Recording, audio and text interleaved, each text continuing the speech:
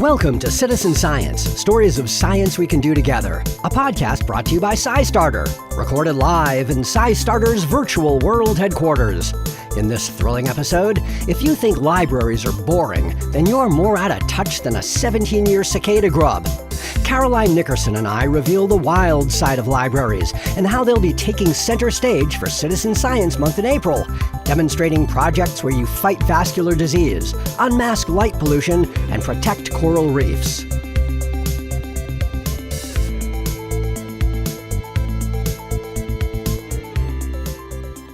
Hey, Bob. Hey, Caroline. So we're looking at the exciting nexus of libraries and citizen science? That's right. Everyone knows that libraries have books, music, videos, but now libraries are also where you get resources and tools to conduct your own scientific investigations, as well as attend programs to learn about all sorts of different topics, including citizen science. Yeah, it's really amazing. That library where I grew up was like a little one, maybe two-room building that was built with the proceeds from a spelling bee contest and had like a sculpture of a bee on the roof, which was really cool. But sort of in the 90s, it was just like fighting for relevance because of the internet, right? I mean, the internet was going to have more books than the Great Library of Alexandria. And so everyone's saying, you know, the brick and mortar libraries are going to vanish. But that didn't happen at all. Right, and as time goes on, libraries have expanded their role and been trailblazers in technology, leveraging their status as trusted community leaders and hubs for local patrons. They're a safe space for everyone to hang out and learn something new. In fact, I saw this firsthand when I visited Gilbert, Arizona.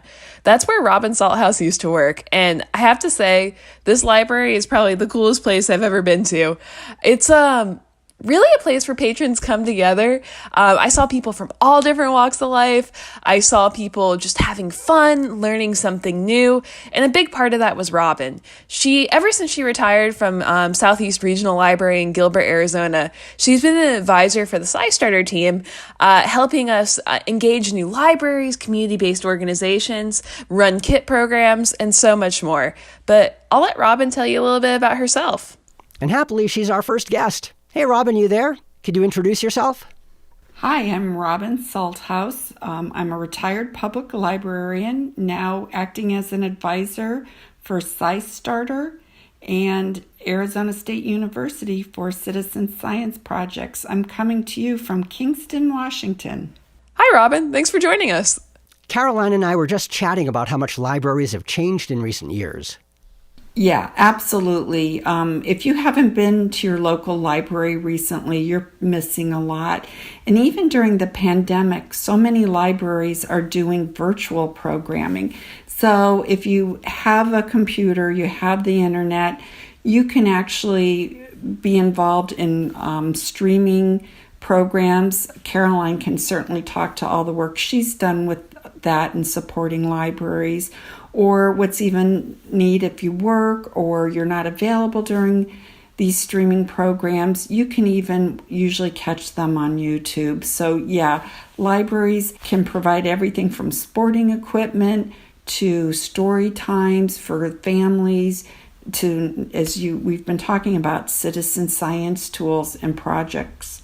And Robin's so good at summarizing all this, but there are kind of two branching pathways for libraries to get involved with SciStarter. And she's just such an important integral part of both of these paths. So the first one, is the IMLS, the Institute of Museum and Library Services KIT program, which Robin got started with as a librarian herself in Gilbert, receiving the kits and checking them out.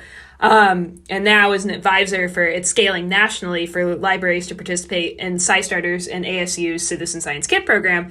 And then there's also CitSci Month in April especially, but leading up to April, through April, and all year round, really, programs we do online with libraries. And Robin has just become such an important part of that, of moving those events along, helping librarians and library staff members and even people from community-based organizations ask questions in these events and really have dialogues with project scientists and other folks in the citizen science world. So Robin, could you speak to those two programs, the IMLS KIT program and the CitSci Month program? Certainly. The IMLS KIT program is now in a phase, it's the third phase actually, where we're working to scale this program out nationally, and we really are looking for libraries who want to bring kits and citizen science into their libraries. So we will soon be asking libraries to join it, and they'll be part of an evaluation program where we'll be looking at our existing kits, possibly expanding into another kit, and getting feedback from these libraries. We're also working with more and more community-based organizations. So whether it's something like an astronomy club, a gardening club, Girl Scouts, people who are looking to contribute to real research, we need their help as well to promote this, and hopefully in projects that are meaningful to their community. So that's the IMLS project real briefly. And then Citizen Science Month is April. And it's gone from a day to a month of activities. And so, again, we're working with community-based organizations, libraries to provide these events. And Caroline has office hours every week on Thursday mornings where people can stop in at 11 a.m. and 8 a.m. Eastern Time to get ideas and check on ideas they may have for their Citizen Science Month, or just find out how to get involved in all of this. So it's just a great way to get your community involved, to highlight a project, or just start the whole idea of what is citizen science so people can get started. Wow. Okay, so if there are libraries among our podcast listeners, or library staff, or just people who want to find out what sorts of citizen science opportunities there are at their local library, how do they learn more? Well, there's a great website, SciStarter.org, and there's a link. I've heard of it. Yeah. It's really great. And so there's all sorts of resources there. So if you then go /library or library-resources, there's a link to show you which libraries have that have those kits. And there's even an email you can put questions in. So if you can't find your library, you could always ask SciStarter to help you find one or locate one, or maybe get your library involved, and we'll help them get all set up. Thank you so much, Robin. And thank you again for all of your help with the IMLS program and everything else that you do. I can't even cover every single thing you help with, and the knowledge that you've given us. Sure. It was great to have this invitation. I really appreciate it. Our next Citizen Science Month hero is Don Ficken. He runs a library telescope program based in the St. Louis area that lets people borrow telescopes and other materials from their local library. Right, and Don is also the chair of the Missouri chapter of the International Dark Sky Association, a group dedicated to monitoring and reducing light pollution. He's very active in Citizen Science Month, working in tandem with library groups to introduce people to astronomy. And we've got Don Ficken here with us at SciStarter's Virtual World Headquarters. Hey, Don, could you tell us a bit about yourself? Yes, I'm in St. Louis, and I really had a couple roles. One is I manage the Library Telescope program for the St. Louis area. We have about 40 libraries, over 90 branches, and that extends to some rural areas of the state of Missouri and Illinois, actually. And so I've been doing a lot to try to promote that program. Obviously, you can go out and look at the stars. You can check out a telescope just like a book. But, there are times when you want to do other things other than that. And also, frankly, I have another role that's really interesting. I'm president of the International Dark Sky Association for the state of Missouri. And, of course, when you think about light pollution in skies, you think about stars. But there's a lot more about light pollution. It includes life on Earth. And so one of the things that I was able to do is get involved with citizen science, because I like to bring all this together. In other words, you can do star stuff, but you can also do stuff in the daytime. Like you can go out and look at biodiversity. You can look at sunflowers and bees and birds and all that. And all life is affected in some way by light, natural or man-made.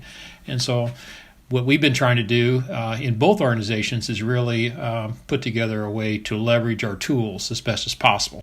That is so cool. And why do you think it's important for libraries to do citizen science? Well, I think one of the reasons that we found, even with the telescope program, is that the old library was kind of like, I'm only books.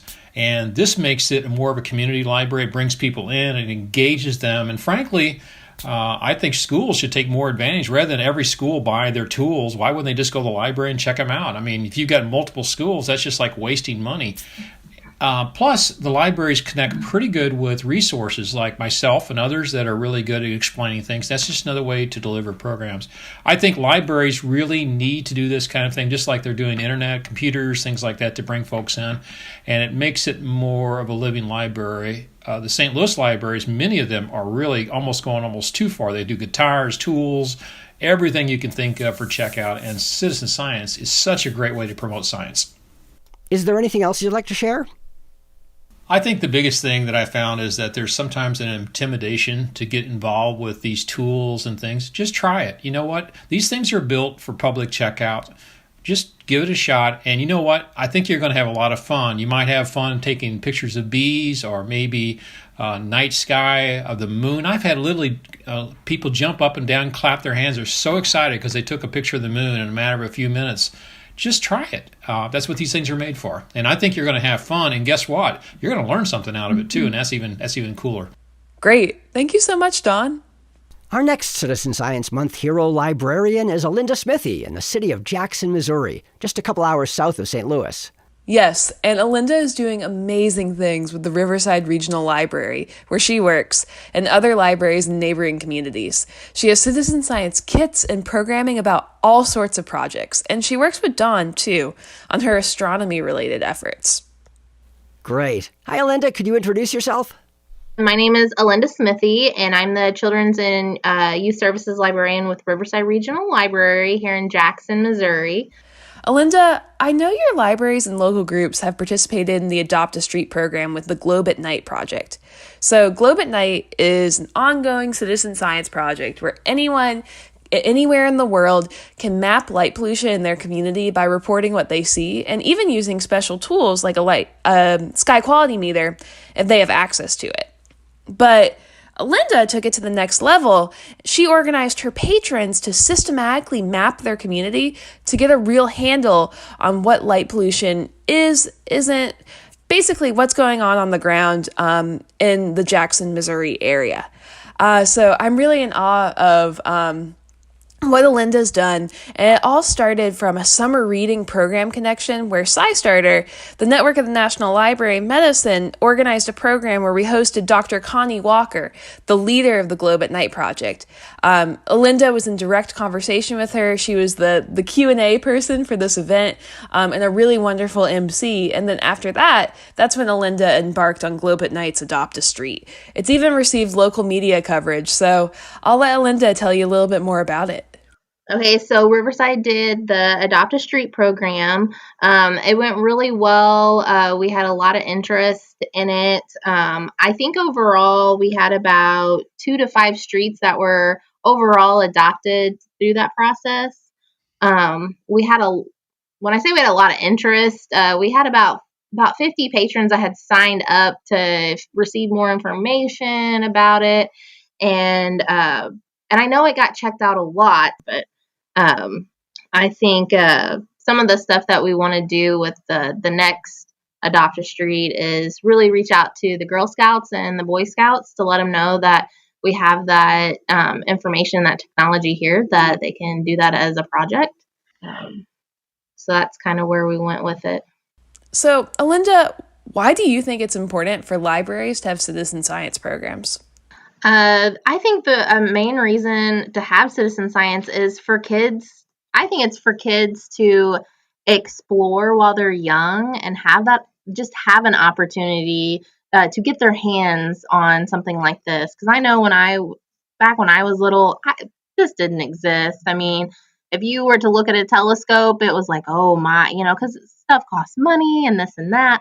But now the libraries, they have it kind of at your fingertips to where parents don't have to go out and buy a telescope. They can discover it through the library. And our library is doing a lot more hands-on, like kits and stuff that you can take home and check out and explore. I mean, we have even microscopes and stuff like that you can take. So I think it's very important for us to celebrate Citizen Science Month, and that to really engage kids and even adults that never got the chance, or they've never had the opportunity before to explore this stuff as well. So I think it's really important to thrive on that. Citizen science is such a great fit for all ages. Anyone, anywhere, of any age can turn their curiosity into impact. Thank you so much, Alynda. Okay, we know what's up next. Bob, you can just say, here's Caroline with the news. You don't really have to And do the now, whole live from SciStarter World Headquarters, it's time for the news with Caroline Nickerson. Oh, well. And I just love doing that. Wait, what were you saying? Thank you, Bob. So, you've been hearing about Citizen Science Month during this episode and its relevance for libraries. But Citizen Science Month is global. Libraries are an integral part of it, but there are all sorts of different people from all around the world who are planning really meaningful programs and engagement opportunities for their communities during April. I just wanted to give you a sample of what's available, and you can find all of these events that I'm telling you about at scistarter.org/calendar. On April 3rd, I really want to highlight this one, Citizen Science Kids Day. This is organized by SciStarter. It has guests from National Geographic's Weird But True show, which is on Disney+, PBS's Side Curls, and it's all moderated by the Time for Kids kid reporters. So this is an event that's really for kids, by kids, all about citizen science, so you definitely want to come for that. There are library events that focus on different projects, and the beauty of the virtual world is even if the library is, for example, in Manhattan, or in Missouri, or wherever the library happens to be, you could still attend their virtual event and learn about a global citizen science project. On April 6th, a Muslim faith community is doing a webinar about community building. April 7th, there's a webinar from Public Editor, which is a project that really focuses on helping people analyze the news. And I could just keep on going on and on and on. Our friends at All of Us, the All of Us California team, are doing 6 different webinars during April about precision medicine, which is medicine that's really tailored to the individual. It's really an end to one-size-fits-all medicine. Crowdwater, remember them from the virtual travel episode? They have 2 webinars. We also have an event with Astronomy Magazine during the month about ways that you can meaningfully be a part of astronomy research. And I could be here all day. There are hundreds of events on the calendar, but explore them for yourself. Go to scistarter.org/calendar to dive in and get started. I'll see you during April. Wow, it sounds like you're going to be pretty busy. And so is our next guest. Vivienne Byrd is here with us from the Los Angeles Public Library, and she and they will be very active in Citizen Science Month. Thank you so much for being with us, Vivienne. No, I know rather than citizen science, you run programs under the title Neighborhood Science. Can you tell us a little bit about that? Sure. So we call our program Neighborhood Science. It's really just another name for citizen science or community science. We want to give our program a little bit more of the focusing on the community engagement. And then we wanted people to contribute more to their own neighborhoods and put more awareness in their own neighborhoods. So we decided to use the word neighborhood. We moved away from the word citizen because our city is pretty diverse and we don't want people to have misunderstanding that it's only if you're legal citizens in the United States then you can participate in the program. So that is why we didn't use citizen science. And what sorts of activities do you do? We started it with a small grant from the state California, from the California State Library, and that helped us to basically kickstart off our program. And we started with an organization called GLOBE. It's Global Learning and Observation to Benefit the Environment. And so they are basically teaching our librarians, and then we can teach our residents on how to do science, basically contribute to the research, by collecting data for the scientists and researchers, so we can contribute to their research, that eventually they will be able to use this information to basically improve their own community as well. So that was the idea that we were thinking. Mm-hmm. And then what sorts of things do they do? Are they, what sort of data or science are they doing? They do water quality. We do some water quality monitoring. We got introduced to do light pollution monitoring. We did clouds observations. We did, I'm trying to think what else. Oh, mosquito habitat mapping. And our latest one is the air quality sensing. So that one is a partnership with EPA. And so we are hoping to be able to become a site that people can come and check out these low cost air quality sensors that, they can use it at home, not low quality. They can use it at home to monitor the air quality around their neighborhood. That has been a pretty significant issue in the city of LA. So I think that's why we're pushing it a lot. Wow, that is so cool. Mm-hmm. It's all happening at the library. Yes. Okay, so pretty soon we're coming up on Citizen Science Month in April. And you and your library have been participating in these for years, right? So what's it been like? And what do you have planned for this time? I think last year was the first year they have the Citizen Science Month, and we have our librarians to really push all the programs online. And we did a lot of different type of citizen science project with our virtual audiences. We did also mosquito habitat mapping. We also did one of the NASA's project, the NEMO-NIT. You can actually participate in classifying coral reefs for scientists. So that was something that got them very, very interested.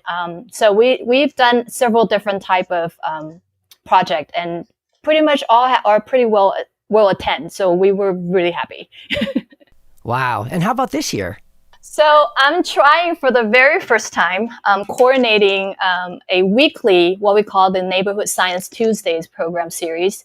So we're inviting, through SciStarter, we were able to invite the speakers who are actually the project leads or project developers of several citizen science projects, such as I See Change, iNaturalist, Marine Debris Tracker, what was the other one? Globe at Night. Yeah, okay. There's so many of them. I'm sorry. So we have a total of 13 programs coming up. Wow. Thanks for being so committed and doing so much. It's amazing. My final question, Vivienne, what would you tell the Viviennes of the past if you had the chance to talk to them? I only wish I knew about citizen science earlier, because, I think if we had taken the step to promote this sooner, I think we would have changed the condition of our planet much sooner than it is today. It wouldn't be this bad. That's the way I see it. So for anyone who's interested in thinking, or even thinking about, tap into citizen science, my word for you is, don't think about it, just do it. All right. Oh, thanks so much. This You're is really welcome. Great. I'm glad to be here. Thank you so much for having me. Thank you. Thank you, Vivienne, for all that you do. Well, that about wraps it up for another Citizen Science podcast. We hope to see all of your virtual smiling faces at Citizen Science Month in April. This is kind of like the Super Bowl for us. We do things year-round. Anyone can come to SciStarter any time of year and find something to do with citizen science, but we kind of crank it up a notch during April, and we're going at the fastest possible pace to introduce you to as much citizen science as possible. Thanks, Caroline. I'll see you there. This podcast is brought to you each month by SciStarter, where you'll find thousands of citizen science projects, events, and tools that you can get started with to turn your curiosity about the world into real impact. It's all at SciStarter.org. That's SciStarter, like you're starting the science.org. SciStarter is supported by a number of generous partners and collaborators from all around the world. SciStarter's founder is Darlene Cavalier. And thank you so much to you, the listener and the citizen scientist, for getting involved and making a difference. If you have any ideas that you want to share with us or any things that you want to hear on this podcast, get in touch with us at info@SciStarter.org. Once again, our email address is info@SciStarter.org. Thanks again, Bob, and I'll see you next month.